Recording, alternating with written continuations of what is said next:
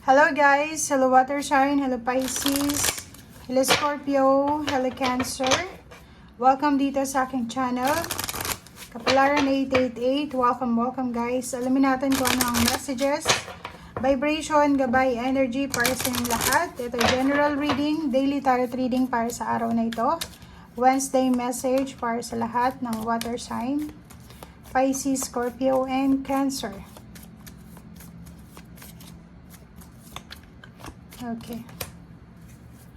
Okay, so meron kang clover sa araw na ito, water sign.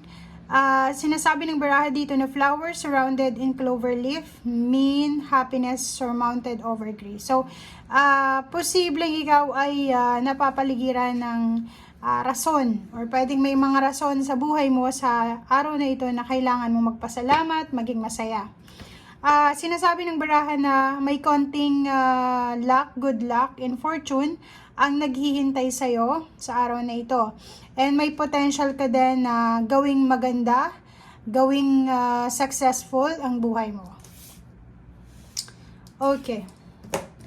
Thank you. Water sign, Pisces, Scorpio, and Cancer. Okay, tingnan natin. Ano pa ba ang messages para sa araw na ito?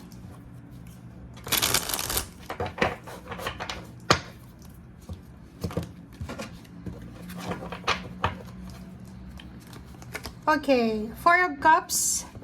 Sa araw nito may ibang water sign, Pisces, Scorpion, Cancer na naghihintay. Pwedeng naghihintay kayo ng tulong pinansyal, message from your family members.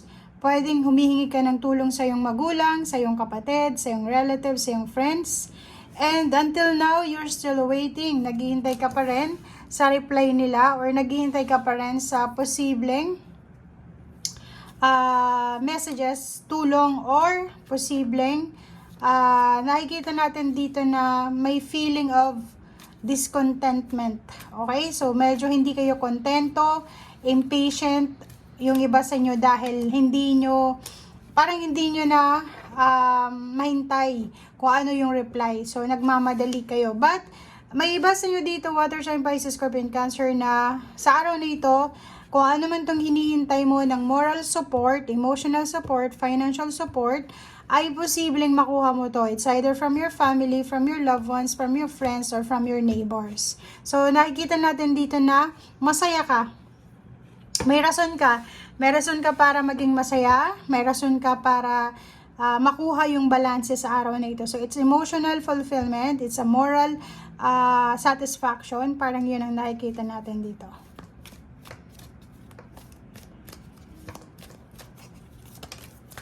Okay, next is Ten of Wands. May iba sa inyo ngayon, water sign, Pisces, Scorpion, Cancer, na busy-busy kayo sa araw na ito. May kailangan kayong tapusin, may kailangan kayong madaliin, may kailangan kayong i-rush, multitasking. Pwedeng sa umaga, sa gabi, nagtatrabaho, or pwedeng kailangan mo itong matapos as soon as possible. Kung ano man itong ginagawa mo sa ngayon, dahil kailangan mo ng pera, kailangan mo na matapos ito para masweldohan ka, or kailangan mo itong matapos bago pumasok yung weekend. Kasi Christmas na. Okay?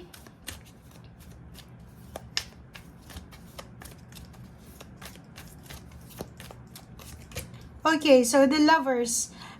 Nakikita natin dito guys na pwedeng yung hinihintay nyo is message from your relationship. Padala ng iyong asawa. Padala ng iyong parents, ng iyong kapatid. So, sa araw na ito, nakikita natin na may balanse, may understanding sa bawat nagmamahalan, sa bawat miyembro ng pamilya.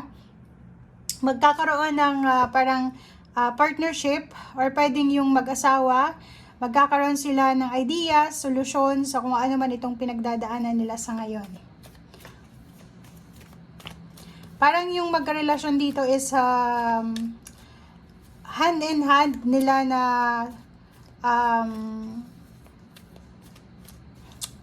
hahanapin yung mga solusyon sa kanilang problema. Kasi nakikita ko sa inyo dito, it's either ikaw or yung asawa mo ang nag-struggle sa ngayon. Okay, Nine of Wands. May iba din sa inyo dito na dahil sa sobrang busy kayo, dahil sa Ten of Wands, medyo makakaramdam kayo ng stress, makakaramdam ng pagod, lalo na yung physical. Yung iba sa inyo dyan siguro sa gabi hindi makatulog, or yung iba sa inyo dyan masakit ang ulo, hindi makalabas ng bahay dahil busy sa trabaho, or walang panahon para mag-relax. So, kaya makakaramdam yung iba ng pagod.